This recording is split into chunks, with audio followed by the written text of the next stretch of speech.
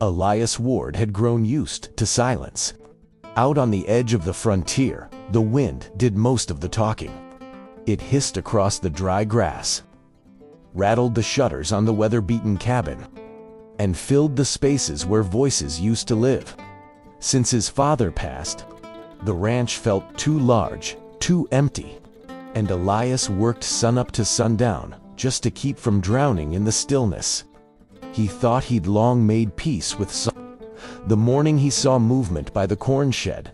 A shadow, big, graceful, wrong for a coyote, too tall for a lost traveler. Elias froze, tools still in hand, heartbeat sharp in his ears. For a moment he wondered if loneliness had finally driven him to imagining things. But then he saw her clearly. A woman towering, powerful, wrapped in worn buckskin and dust. Her face marked with paint, her eyes fierce and alert. She moved like a panther, every step silent, precise. And in her arms, she carried sacks from his storage as if they weighed nothing. Elias didn't reach for his rifle. Something in the set of her shoulders, in the exhaustion etched into her posture, stopped him. She wasn't raiding, she was surviving. "Water's in the barrel," he said quietly, shocking even himself. His voice sounded foreign in his throat. "If you need more..." The woman spun, ready to fight, muscles coiled like braided steel. But she didn't attack. Instead, she studied him, suspicion burning bright. A long breath passed. The morning wind tugged at her braids. "I will go," she said at last, her voice low and guarded, like she hadn't used it in days. "I take only what I must." "You can take what you need," Elias replied. "No one's counting here."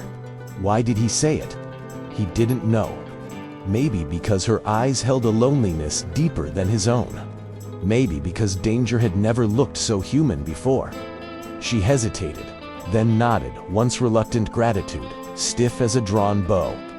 And then she was gone, disappearing into the scrubland, like smoke carried by wind. Elias exhaled. The ranch felt different, no longer a tomb of quiet. Something had entered his life without asking permission, and he had let it. He didn't know her name. He didn't know her story.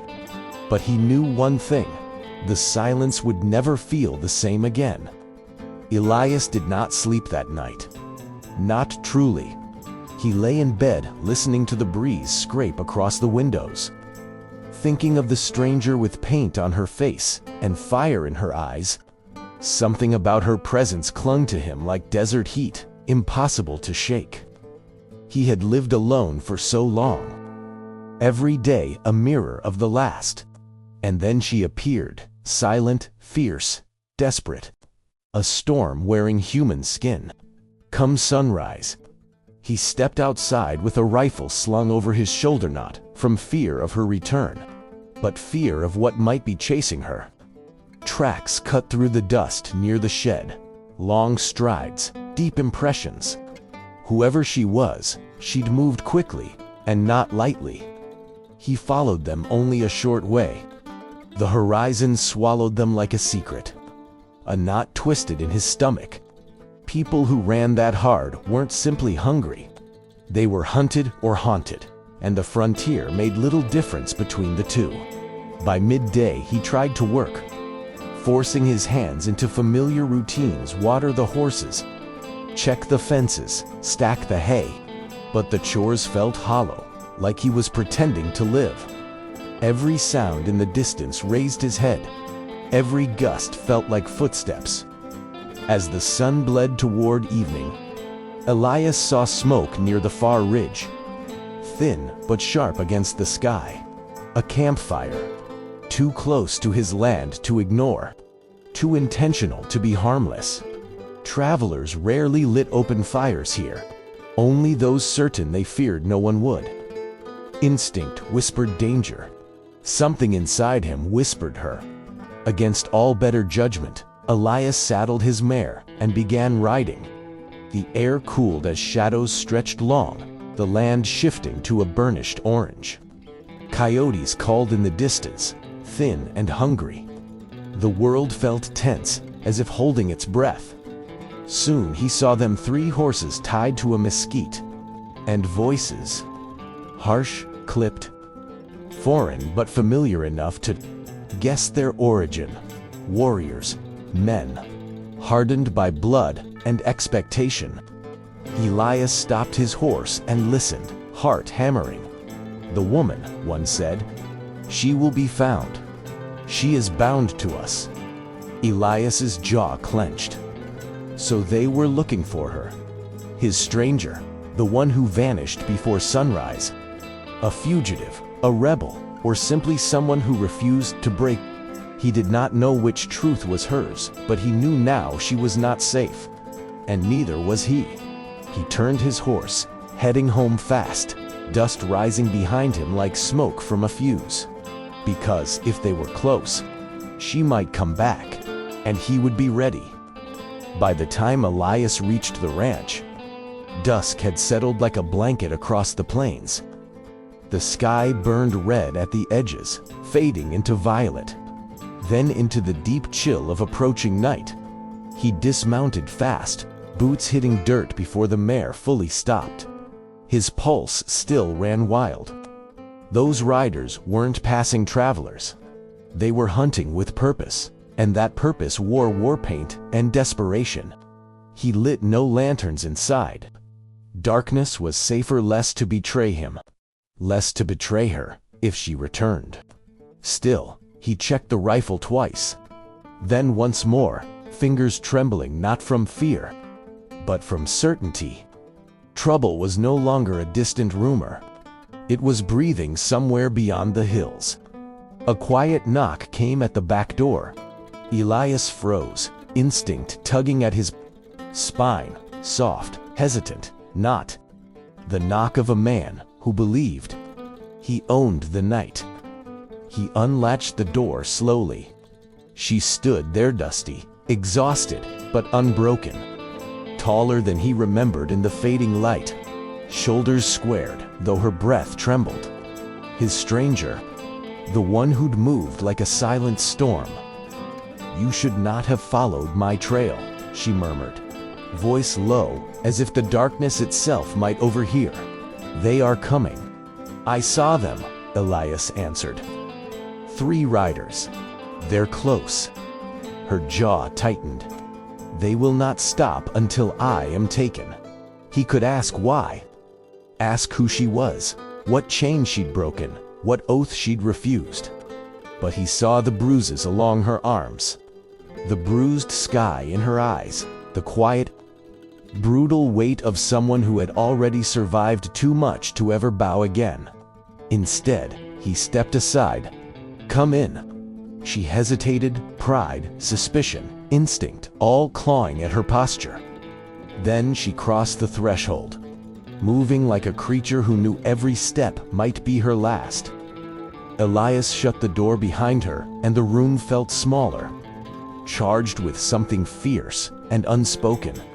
"You offered kindness once," she said, barely above a whisper. "I feared it was trick. Now I fear I need it." Her admission struck deeper than any threat outside the walls. "We can think better with food," Elias said, motioning to the table. "You look like you haven't rested in days." She lowered herself slowly, like a warrior, unused to the luxury of chairs. For a moment, silence settled between them, heavy but not empty. Outside, coyotes called again, their voices sharp and lonely across the plains. "What is your name?" Elias asked quietly. She studied him, weighing trust like a blade. Then, finally, he nodded. Elias. 2 names, barely breathed, but enough to change the shape of the night. And outside, somewhere in the dark hooves, struck earth. The hunt was getting closer. Night pressed against the cabin like a living thing, heavy and watchful. Kiona sat near the hearth. Though no fire burned, light meant risk, and risk meant death. Elias moved quietly, setting bread and dried meat on the table. trying not to glance at the window every few heartbeats. The horses outside shifted restlessly, picking up danger long before human ears ever could. Kiona ate slowly, not out of caution, but exhaustion. Each bite looked like it cost her strength she barely had left to spend. Her hands shook only once, but even that tremor felt like thunder from someone carved out of steel and endurance. "You did not have to take me in," she said finally. Her voice was quieter, now less guarded, more human. "Most men would offer bullets instead of shelter." "Most men don't see what I saw," Elias answered, leaning against the edge of the table. Someone running from chains, not looking to put others in them. Kiona's eyes lifted, sharp but softened by a flicker of something like gratitude. "Chains take many shapes," she murmured. "Some are iron, some are promises spoken by others on your behalf." He didn't understand all of it, but he understood enough. "Those men outside," Elias asked carefully, "they want to force you back." "Not want, expect." Her expression hardened. "They believe a woman must belong to tribe or husband, to bloodline or duty. They believe my path is theirs to command, and you don't." Kiona shook her head. "I would rather walk through every desert on this earth than bend again." Silence stretched between them. Not empty charged, electric with the truth she'd finally spoken aloud. Elias felt a strange, burning mixture of anger and respect. She wasn't just running. She was choosing freedom, even if the world chose to punish her for it. A sudden sound outside, brush snapping beneath hooves, jerked both their heads up. Elias moved instinctively, hand on his rifle. Kiona stood too, though fatigue still weighed her limbs. "It's them," she whispered. Elias blew out a slow breath. "They won't find you here." Kiona's gaze hardened. "They will search. They know I am near." "These men," she hesitated, as if the truth tasted bitter. "They do not fear law, only shame." A chill crawled up his spine.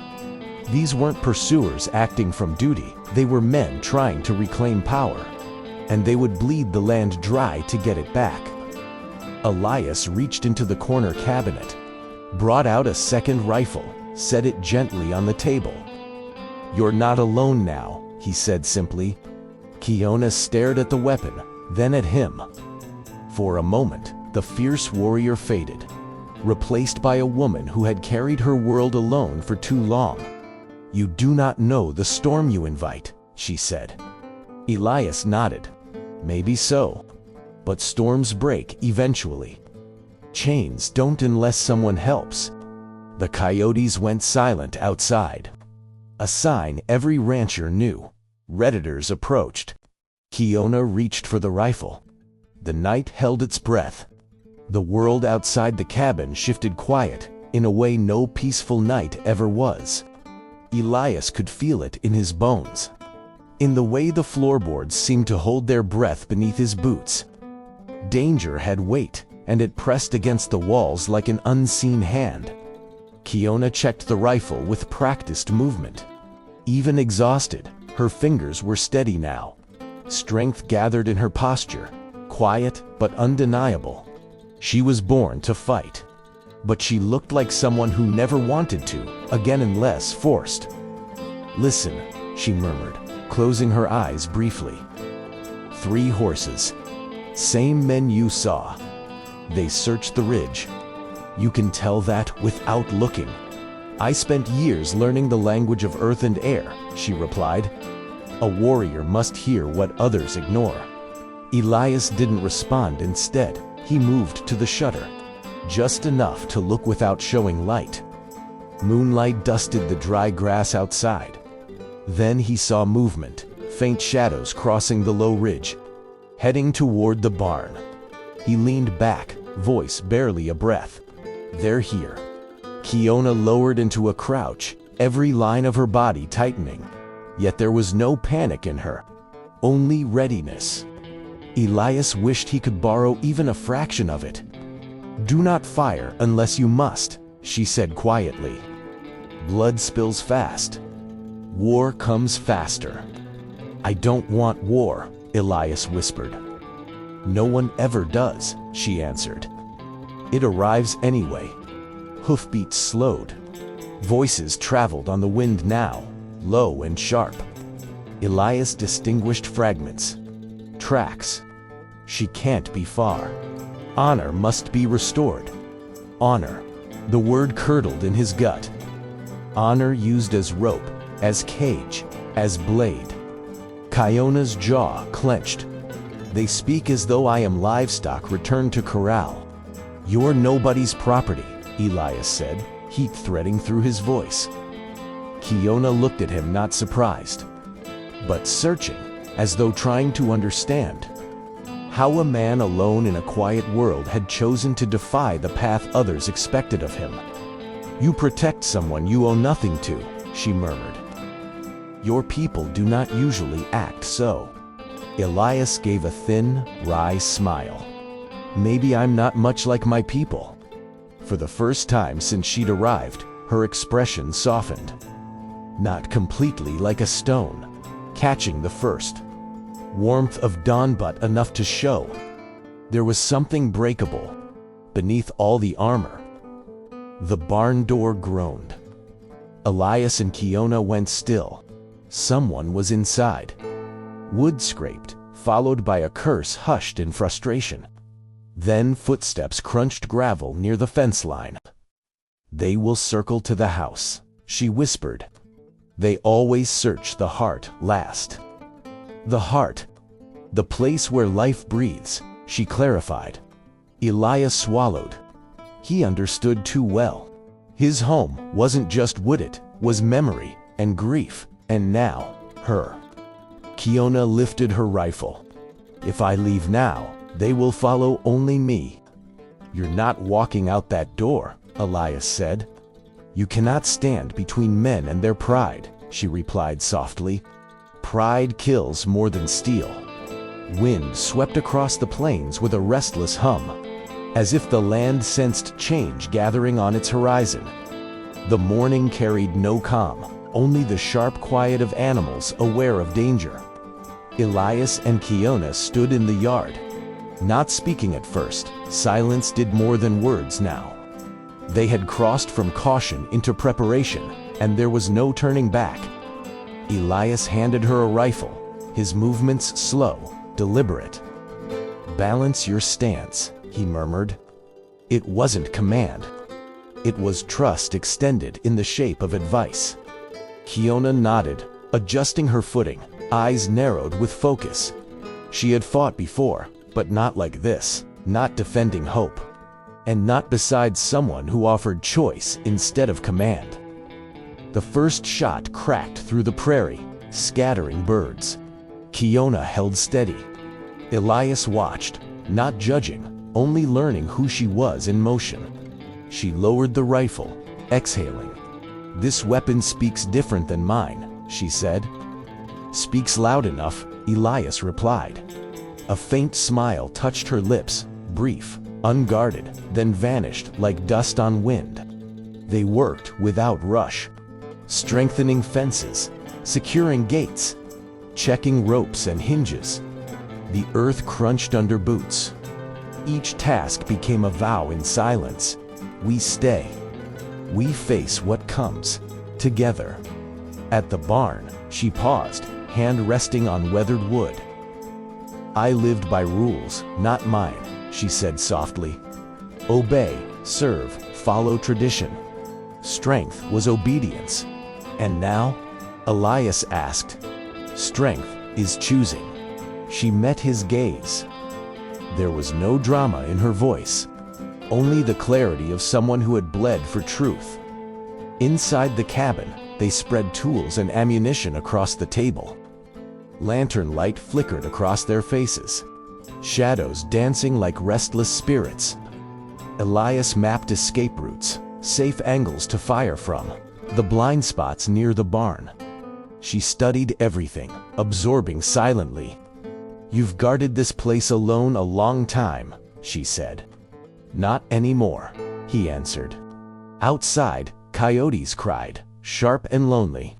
She stepped to the window, scanning the darkening horizon. They do not give up. They believe control is sacred. "And what do you believe?" Elias asked. "That freedom is worth every battle." Her hand brushed the wooden frame, steady, unshaken. "Even if it breaks me." Elias nodded, feeling the weight of her conviction settle inside him like a flame catching kindling. They stood in the gathering dusk, two souls molded by solitude, now bound by shared defiance. The wind shifted. Horses moved uneasily. Somewhere far off, a drumbeat rhythm hooves, or perhaps only fear imagining them, echoed faintly. Kyona's voice came quiet, steady. "Night will test us." Elias gripped his rifle. "Then we stand through it." And the final light of day sank beneath the land, taking peace with it. Night stretched across the ranch like a dark cloak. Lanterns glowed low. Fire crackled with controlled warmth. Inside the cabin, the world felt smaller but fortified. A temporary sanctuary, built by determination, not walls. Kyona sat near the hearth, sharpening a hunting knife. Sparks danced off steel, rhythm steady, matching her heartbeat. Elias finished checking ammunition, then sealed the last shutter, pausing to listen. Wind whistled, but beneath it, something else. A tension humming through the bones of the land. "You ever face a fight knowing it will change you?" Elias asked quietly. Kyona lifted her gaze, eyes reflecting firelight. "Change comes whether we choose or not. This time, I choose." Her voice held no tremor. She had already survived enough to know fear without bowing to it. He sat across from her. For a long moment, neither spoke. The crackling fire, the soft shifting of the house in cooling night, the distant rustle of grass all wove into a fragile calm. "They will not see sense," she murmured. "To them, I am obligation, duty, property wrapped in honor." Her tone carried no bitterness, only fact etched by history. "You're not property," Elias said. "I know." She slid the blade back into its sheath. "But they don't." Outside, a lone wolf howled, long and mournful. Elias stood, scanning through a narrow crack in the shutter. Nothing yet, but the plains breathed with anticipation. Even the stars seemed sharper, as if watching. Kyona rose, walked to the table, and set her hand on a coil of rope. "I was taken from freedom once," she said. "Never again." "You're not alone now," Elias said. His voice held more steel than before. Their eyes met. Not a promise. Not a vow. Something quieter, stronger, recognition. Two lives bruised by solitude finding strength side by side. Time passed like a tightening wire.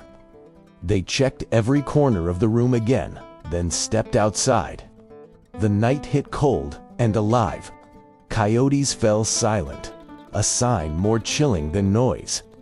Horses shifted nervously, hooves tapping earth. Kyona tilted her head, listening. "Wind carries their trail," she whispered. "They are near. Not here yet, but on their way." Elias steadied his rifle, breath slow. She lifted her bow, posture calm as moonlit stone. "We see the dawn," he said, not as a wish, but a declaration. "We earn it," she replied. The wind rose, stirring dust like ghost breath. Far off, faint as memory hoofbeats. Real this time. Together, they stepped forward. Silhouettes carved against night, waiting for whatever approached. Alone once, but never again. The plains held its breath, and the storm began to gather. Dawn broke with a muted glow, as if even the sun approached the day cautiously. Elias woke before light touched the windows, ears tuned to every sound outside. The horses shifted restlessly, and the wind scraped across the barn roof like warning whispers. Nothing visible yet, but unease walked the land. Kiona moved silently beside him, already awake, already ready. She tied her hair back with steady hands and stepped onto the porch. The prairie stretched endless and pale, grass stirring like nervous breath. She lifted her chin, inhaling the air. "They move," she murmured. "Far, but closer than yesterday." Elias didn't ask how she sensed it. He had learned that some knowledge does not come from sight. It comes from survival, etched into bone. He saddled the horses, though he did not plan to ride. Preparation was armor. Habit brought calm. They walked the perimeter together, scanning horizon lines where dawn met land in a thin gold blade. "They'll test the edges first," Kiona said. "Look for weakness." "We have none," Elias answered, though doubt scraped at him. Not in her, in himself. Duty felt heavier when shared. Inside the barn, Kiona examined weapons. She moved with discipline, not rush, warrior stillness honed by hardship. Elias watched, admiring the quiet strength in her posture. "Trouble once carved me small," she said without looking up. "I learned to carve back." He nodded. "We'll face them together." They tended the animals, brushed dust from coats, fed them calmly. Even this act felt sacred, life cared for when death lurked near. Later, they stood on the ridge overlooking the plains. Wind carried a new scent, smoke, faint but real. A signal someone camped, someone waiting. Elias clenched his jaw. "They're close." "They test patience," Kiona replied. "Perhaps, hoping fear makes us run. And if we don't, then they learn fear is not only theirs to give." When midday came, the ranch fell into uneasy stillness. Sounds felt sharper. Shadows stretched long. Elias hammered a loose board near the corral. Kiona gathered water, her eyes always scanning. Every task felt final, like last ritual before storm. They ate little. Bread, dried meat. Kiona chewed slowly, gaze distant. "Where I come from, storms decide who listens, who kneels, who rises. And which are we?" Elias asked. She looked at him weary, fierce. "We rise." A hawk circled overhead, spiraling lower, wings catching sun. Kiona watched it. Even the sky prepares. Elias felt heat in his chest, not fear, but readiness. Hard-forged courage. The kind to lonely souls found in each other. Near sundown, a rumble trembled through the earth, distant hooves or distant thunder. Impossible to tell. But one thing was certain. The waiting was ending. Kiona rested her hand on the doorframe. Night comes with judgment. Elias tightened his grip on the rifle. Let it come. And the sun lowered into a red horizon, like blood slipping beneath the world. Evening crawled across the plains, heavy and thick, like a hand pressing the land into silence. Lanterns burned low inside the cabin, but most light came from the sinking sun, a long crimson smear across the sky. Elias felt its weight as if the sky said farewell. Kiona sat at the table, sharpening her blade with slow, even strokes. The rhythm was calm, but her eyes burned with readiness. Elias oiled his rifle, movements steady despite the tightness in his throat. "You fear?" she asked softly. "Only losing what matters," he answered. "Fear isn't weakness. It's warning." She nodded. "Fear taught me to run. Now it teaches me to stand." A gust rattled the window. Elias crossed to check shutters again. No cracks, no light leaking. Sealed tight, prepared, yet his pulse beat like a drum in dark hallways of his chest. Kiona rose, moving to the doorway. "When I escaped them," she said quietly, "I didn't know where freedom lived. Now I do." "You found a place," Elias said. "I found a choice," she corrected. "Place without choice is another cage." Outside, coyotes cried and fell abruptly silent, as if silenced by something larger. A sign, a promise. Elias felt hair rise on his arms. Kiona stepped into the yard, bow in hand, scanning shadows. Night air clung to skin, its chill sharp as blade. Elias followed, boots crunching gravel. The ranch breathed in low tension. "You think they'll wait until deep night?" Elias whispered. "They wait for fear to soften the spine," she answered. "But some spines do not bend." A faint tremor rolled beneath their feet, not imagined hooves, distant, but sure, coming with certainty. They stood side by side, silhouettes against moon's first cold light. Neither moved. The land seemed to settle around them, like a ring drawn for battle. "You once stood alone," Elias murmured. "So did you," she replied. "Now we do not." A small fire burned in a metal trough nearby, crackling softly. Sparks floated like brief stars before dying in the wind. Kiona's face glowed in orange light, strong, resolute, unclaimed by anyone's authority. "If dawn comes," she whispered, "it will come because we forced it." "No one is taking you back," Elias said. "No one ever will." The hooves grew louder, rhythm slow, purposeful. Approaching like fate, learning patience. Horses in the barn stirred, stamping uneasily. Elias raised his rifle. Kiona drew her bow. They stood without flinch or plea. Two figures carved in stubborn defiance beneath a swelling night. And as darkness deepened, the riders closed in, shadows on the edge of sight. Judgment had found them. Night burst open with thunder that wasn't from the sky, it came from hooves. War cries and pounding hearts. The riders emerged from the darkness like shadows born from hate. Torches burning against the star-cold night. Elias and Kiona were already outside, weapons raised, bodies braced. The first arrow hissed past Elias, splitting wood behind him. He fired in controlled rhythm, not panic, not rage, just resolve, sharpened by love and duty. Kiona moved beside him, bow drawn, releasing arrows with precision born from years of survival. She did not tremble. She did not doubt. Torches hit the ground, flames catching in dry brush. Smoke curled upward like warning spirits. Horses screamed. Men shouted. The ranch, once quiet refuge, became battleground. A rider charged. Elias stepped forward, firing.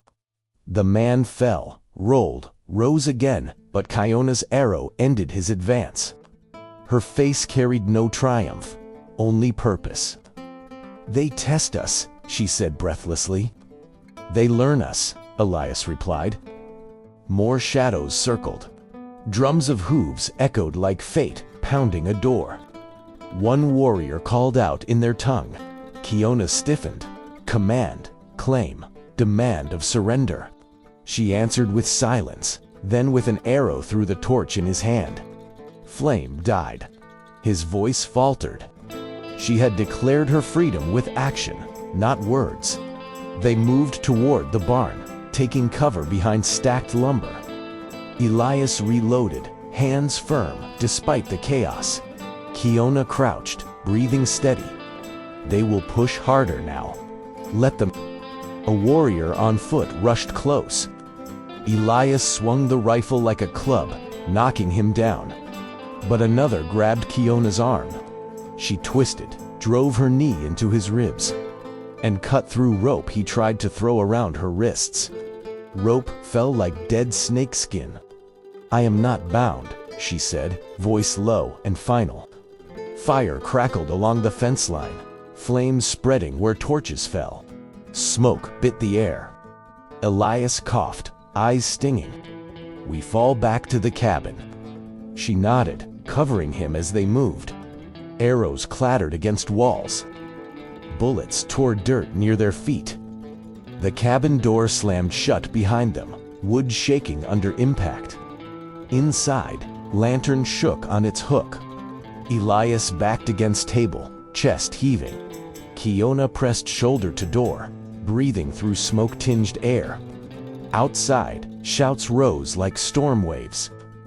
"They think we are cornered," Elias said, voice rough. Kiona touched the wall, steady, calm even now. "Corner does not break us. It focuses us." Outside, war drums of footsteps approached the porch. Torches flared through windows. They were moments from breach. Kiona looked at Elias, eyes clear. "Whatever happens, I do not return to chains." "You won't," he said. "Not while I breathe." Their hands met, not in panic, but promise.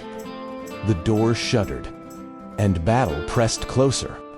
The door burst inward with splintering force. Men stormed through, firelight casting wild shadows.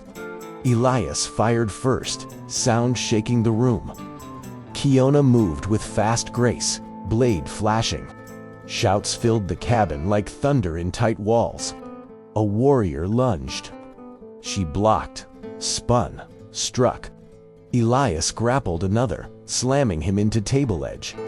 Lamps rattled. Heat from burning brush seeped through seams of the walls. Smoke crept low along floorboards. "Push them back." Elias shouted. Kiona's eyes sharpened. "Push them out."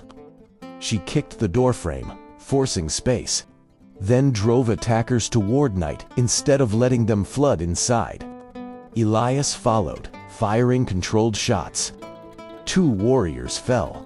Others backed, regrouping in firelit yard. The ranch crackled with spreading flame. Sparks danced in wind like frantic stars. Horses cried from barn. Kiona saw heart twisting. She had run from captivity once. She would not let innocent creatures burn. "Barn," she said. Elias blinked. "Will be open ground. They burn trapped." "I once was trapped." That alone was reason. They sprinted through smoke. Arrows chased them. Heat licked skin. Elias burst barn door open. Horses bolted into night. Kiona cut the last rope, freeing a trembling mare. "Run," she whispered, voice nearly prayer. A shout rose behind them, warriors closing. Elias turned, rifle raised. Kiona took position at his side. Enemies charged again. This time, they stood not as hunted, but as fire-forged defenders of chosen life. Clash arrows, gunfire, dust and flame swirling. Kiona's blade struck true. Elias' shots held line. One warrior reached for her arm, eyes burning with righteous claim. She met his gaze unbroken. "I choose my life," she said, and ended his reach forever. Silence followed, stunned, heavy. Remaining warriors wavered. Moonlight glinted on their hesitation. Tradition cracked under the weight of her defiance. She had become story, and story frightened those who relied on obedience. Their leader finally spoke, not command, but warning. Hollow and defeated, "You leave our world." Kiona lifted her chin. "I left when you chose chains over hearts." He retreated. Others followed. Hooves faded into open land. Smoke thinned. Fire hissed where Elias threw water. Slowly, the ranch exhaled. Dawn lifted pale light across scorched earth. Elias leaned on porch rail, shoulders heavy with exhaustion. Kiona stood beside him, wind moving through her hair like blessing. "You're free," he said softly. "I am chosen," she corrected. freedom means nothing without choosing where to stand. They looked over burned grass, broken boards, scars earned, not feared. Hard, but theirs. What now? Elias asked. We rebuild, she said. And we live not from fear, but from belonging. He nodded, heart steady. The plains stretched endless ahead, no threat now. Only horizon, waiting for those who dared claim it.